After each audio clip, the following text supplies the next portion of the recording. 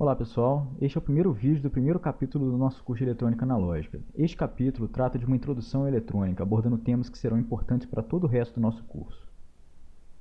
Nessa primeira videoaula estaremos fazendo uma revisão de alguns conceitos e a introdução de outros conceitos específicos da área de eletrônica. Para tal estaremos tratando os seguintes tópicos: conceitos básicos da análise de circuito, símbolos, unidades, múltiplos e submúltiplos, relações e definições de grandezas elétricas, elementos versus componentes de circuitos lineares, leis de Kirchhoff e associações em série e em paralelo, teoremas de Thevenin e Norton e suas aplicações em eletrônica, sinais, fontes e simbologias para circuitos eletrônicos, notações de sinais e circuitos adotados em eletrônica, representação esquemática de amplificadores e definições de ganho em escalar e decibéis. Começando com os conceitos mais básicos da teoria de circuitos, vamos fazer uma definição formal do que é tensão e corrente, as duas principais variáveis de análise no circuito elétrico. Tensão é a diferença de potencial elétrico entre dois pontos. De forma geral, isso é o trabalho necessário para mover uma carga unitária de 1 coulomb de um ponto A para um ponto B do espaço. Já a corrente é a taxa temporal do fluxo dessa carga elétrica através de um ponto do circuito. Essas duas variáveis se relacionam em circuitos de corrente contínua pela clássica formulação da lei de Ohm, ou seja, tensões causam correntes.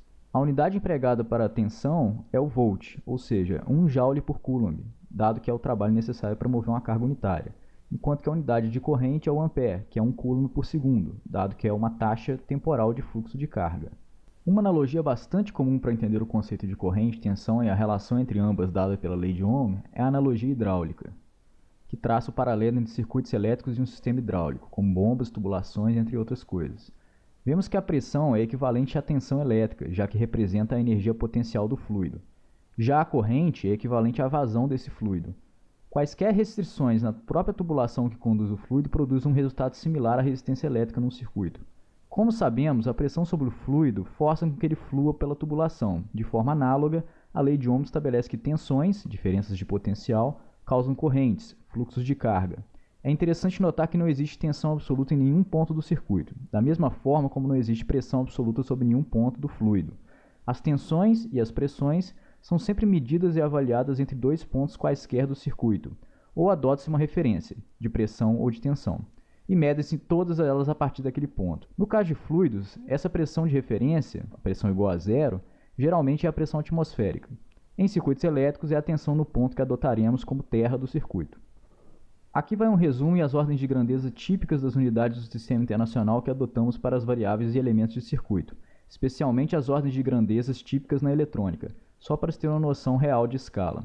Por exemplo, a unidade de tensão, que é o volt, podemos encontrar desde microvolts até kilovolts em sistemas eletrônicos. Já a unidade de corrente, que é o ampere, encontramos desde nanoamperes até miliamperes, tipicamente. A unidade de potência, que é o watt, podemos ver desde microwatts até kilowatts. Os elementos, como resistência, capacitância e indutância, geralmente têm os seguintes valores. Resistência podemos encontrar desde miliohms até megaohms. Capacitância podemos encontrar desde picofarads até microfarads. Indutância geralmente encontramos de nanohenries até milihenries. Outras quantidades que estão relacionadas com as grandezas elétricas que tratamos no domínio da eletrônica são a carga elétrica, medida em coulomb, o fluxo magnético líquido, medido em Weber, a frequência de um sinal, medida em hertz, e a energia elétrica, medida em joules.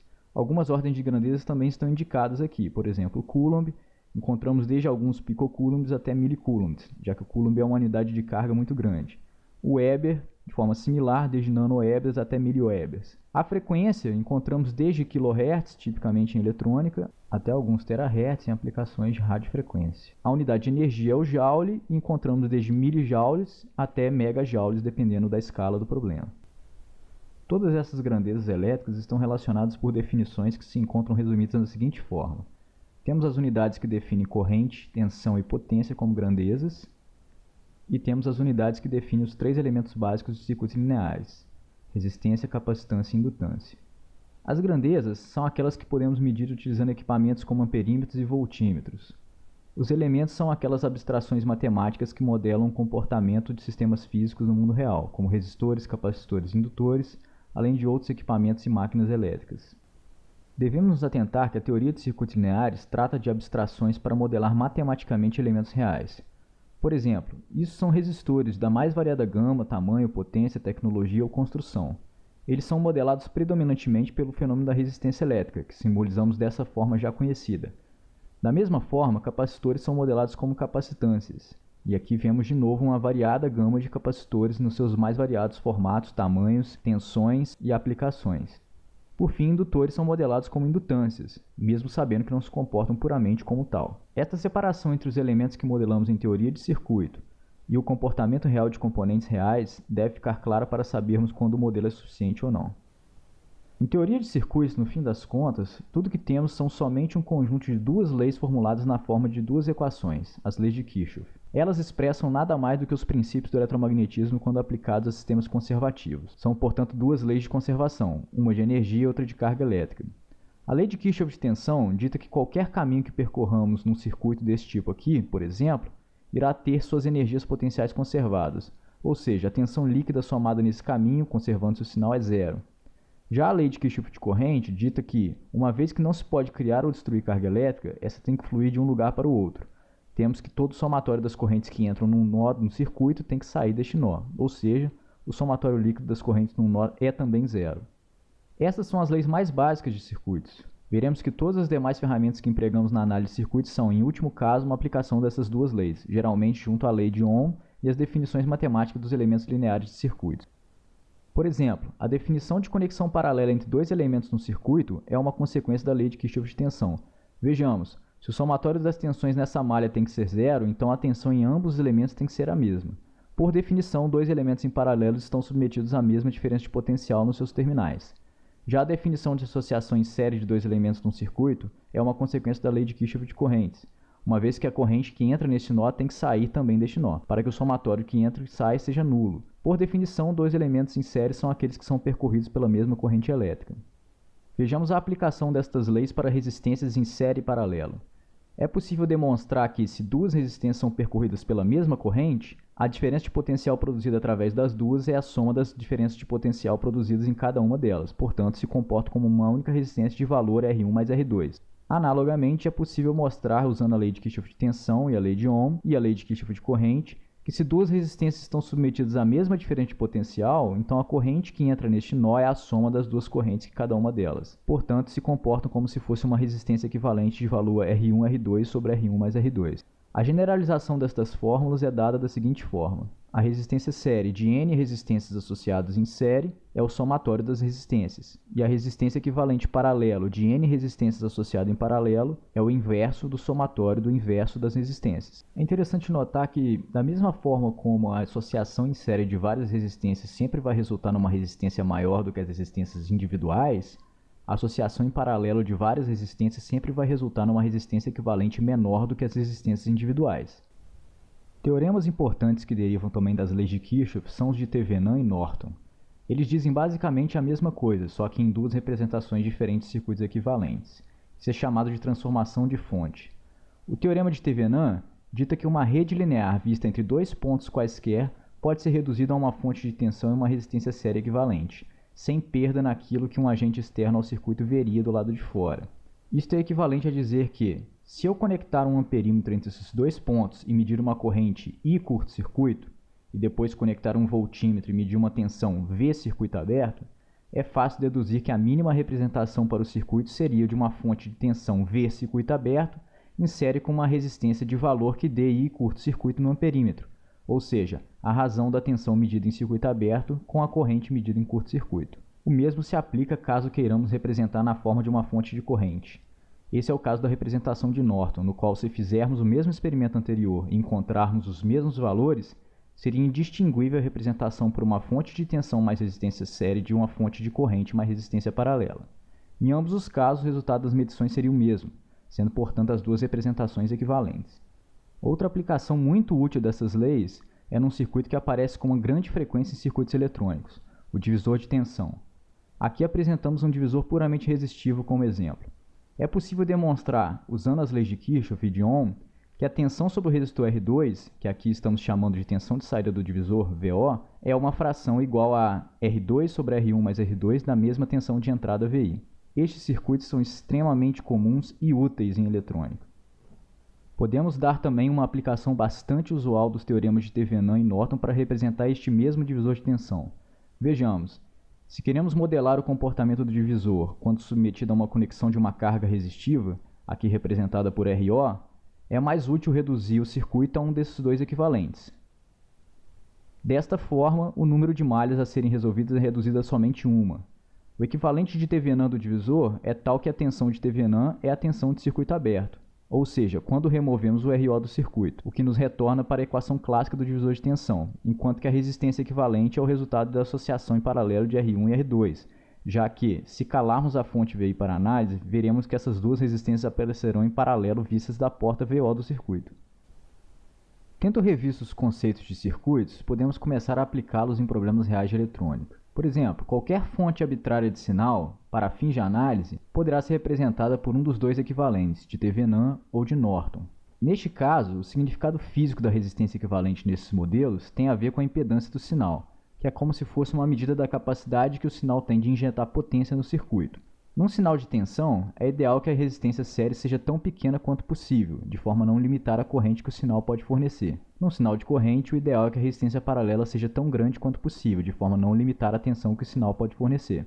Estes sinais, que serão processados de forma analógica ou eventualmente digital por algum sistema eletrônico, são produzidos por transdutores, elementos que traduzem alguma grandeza física para uma grandeza estritamente elétrica.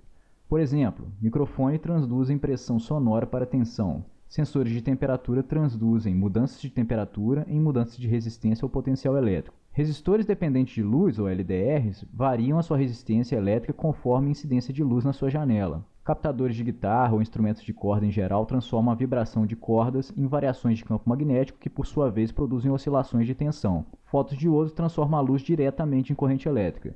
Por fim, esses são só alguns dos exemplos de transdutores. O sinal produzido por esses elementos, ou processado eletronicamente, é geralmente esquematizado no domínio do tempo como uma forma de onda de tensão ou de corrente, tal qual esta mostrada aqui. Neste exemplo, empregamos uma forma de onda senoidal. Esta é a representação no chamado domínio do tempo, onde a variável independente é o tempo. Já a representação no domínio da frequência procura decompor o sinal em suas frequências características, resultando num outro tipo de representação que é bastante útil quando queremos entender outros fenômenos, como a influência da frequência do sinal no comportamento de um circuito e sua resposta. A chamada análise de Fourier é uma ferramenta estudada e utilizada em várias disciplinas da engenharia elétrica e eletrônica. Ela permite relacionar os domínios do tempo e da frequência. Aqui vemos um exemplo de uma onda periódica do tipo quadrada que pode ser decomposta em vários sinais senoidais que têm suas frequências como múltiplos da frequência fundamental. A esses sinais damos o nome de componentes harmônicos. Vemos aqui que a onda quadrada original pode ser recomposta pelo somatório de uma série de componentes harmônicas. Aqui mostramos as três primeiras componentes somente, que são a fundamental e as de ordem 3 e 5, ou seja, com o triplo e o quíntuplo da frequência fundamental respectivamente. Uma animação interessante dessa síntese aditiva pode ser útil para vermos como o sinal é composto pelo somatório das suas diversas componentes. Aqui empregamos fasores girantes como forma de representar cada uma das senoides. As frequências angulares de cada um dos fasores são os múltiplos inteiros ímpares da frequência fundamental, como os vemos na animação. A adição é ilustrada graficamente como a soma vetorial dos fasores. A projeção que vemos no domínio do tempo é a forma de onda resultante da síntese aditiva da onda quadrada para suas componentes harmônicas de ordem 1, 3, 5 e 7. Tendo em vista que sinais podem vir em várias formas e características, aqui nós adotaremos uma notação padronizada para poder simbolizar sinais de uma forma mais geral. Estaremos fazendo uma decomposição mínima consistindo de separar a parte contínua, ou seja, média, do sinal de sua parte puramente alternada, ou seja, aquela que não tem valor médio. Para tal, a notação é da seguinte forma. O sinal completo é representado por uma variável com letra minúscula, neste caso, xd de t. Ele pode ser fundamentalmente decomposto em duas partes, a parte puramente alternada, ou parcela CA, e a parte puramente contínua, ou parcela CC. A parte puramente alternada, CA ou de pequenos sinais, denotaremos com uma letra também minúscula e o símbolo de um tio em cima para indicar claramente a natureza alternada do sinal. A parte puramente contínua, valor médio ou parte CC do sinal, é denotado com uma letra maiúscula para a variável, neste caso x de d, e por ser contínua é independente do tempo. A parte puramente alternada, quando senoidal, possui uma amplitude que denotaremos pela letra maiúscula da variável associada ao símbolo de circunflexo ou chapéu. Aqui segue um exemplo do emprego da notação. Vemos um sinal senoidal de 1 kHz com valor CC de 10 volts e amplitude de pico de 2 volts. O gráfico no tempo desse sinal pode ser esboçado desta forma e a decomposição está ilustrada. Vemos, portanto, V'S de t é o sinal completo, em vermelho. V'S é o seu valor médio, tracejado preto. V'S de t, tio, é a parte alternada, que tem a amplitude V'S chapéu. Ainda na questão de notação e simbologia, estamos geralmente acostumados em circuitos lineares a adotar desenhos esquemáticos de circuitos que explicitam todos os elementos na forma de uma notação em que as malhas estão bastante explícitas. Em eletrônica é mais usual adotarmos uma notação nodal, mais compacta, onde indicamos as tensões em alguns nós e deixamos implícito que as tensões todas são referenciadas ao potencial comum do circuito, que costumamos chamar de terra do circuito. Aqui vemos o terminal que é comum a todos os elementos, a fonte de entrada, o amplificador, a saída e as fontes do circuito. Se empregarmos a notação nodal para este circuito, ele se reduz ao seguinte desenho. Temos aqui os mesmos elementos, porém numa forma mais compacta de se analisar. Com o tempo acostumamos com essa notação e nos sentiremos confortáveis em empregá-la diretamente na solução de circuitos. Já adiantamos aqui qual é a simbologia empregada para representar amplificadores na forma de caixas pretas. Vemos que o símbolo é uma seta ou triângulo apontando da entrada para a saída do amplificador. É muitas vezes deixado de forma implícita que o amplificador possui uma alimentação externa, em se tratando de um componente ativo, que na verdade é composto por uma série de componentes lineares e eletrônicos como semicondutores. Alguns tipos de amplificadores podem ser ditos double-ended, no qual dois terminais de entrada e de saída são explícitos, tal qual um quadripolo, ou single-ended, no qual está implícito que o terminal de terra é comum tanto à entrada quanto à saída. Em todos os casos, o amplificador ideal linear se comporta como um elemento que, dada uma tensão de entrada, produz uma tensão de saída que é um escalar dessa tensão de entrada. A forma de equacionar isto é VO igual a AVI. A representação gráfica que pode ser dada é dita característica de transferência e é naturalmente a equação de uma reta. Ao coeficiente angular dessa reta, que é o fator de escala entre tensão de saída e de entrada, é dado o nome de ganho escalar. Este ganho pode ser de tensão ou de corrente, ou mesmo entre outras duas variáveis elétricas, como veremos mais à frente. É comum adotar as unidades de volt por volt para o ganho de tensão e ampere por ampere para o ganho de corrente, apesar de a rigor esses fatores serem adimensionais. É bastante usual também empregar outra definição para o ganho, na unidade denominada decibel. A definição de ganho em decibéis é a seguinte: o ganho em decibéis, AV/dB, é 20 log em base 10 do módulo do ganho escalar AV. Isso é bastante útil para indicar uma variada gama de ganhos possíveis dentro de uma faixa limitada de valores, além de trazer algumas vantagens do uso de logaritmos para as análises de circuitos com amplificadores. Alguns exemplos de ganho em decibéis mostram essa tendência. Vejamos. Um ganho de 10 volts por volt significa um ganho de mais 20 decibéis. Já um ganho de 100 volts por volt, ou seja, 10 vezes maior, significa um ganho de mais 40 decibéis, ou seja, uma multiplicação por 10, devido ao logaritmo, tornou-se uma soma de mais 20. Já um ganho de 2 volts por volt, ou seja, dobrar o sinal, significa um ganho em decibéis de mais 6 dB. Já uma atenuação, ou seja, um ganho menor do que 1, de 0,1 volt por volt, ou 1 sobre 10, significa um ganho em decibéis de menos 20 dB. Ou seja, temos um valor negativo. Isso significa que o sinal está sendo cortado por 1/10. Por fim, um ganho de 1 volt por volt, ou seja, nenhum ganho, somente passar o sinal da entrada para a saída do amplificador, significa um ganho em decibéis de 0 dB. Então, 0 dB é usualmente utilizado como sinônimo de ganho unitário. Vistos esses conceitos, concluímos a videoaula número 1.1 do capítulo 1 de Introdução à Eletrônica do nosso curso. Muito obrigado e até a próxima.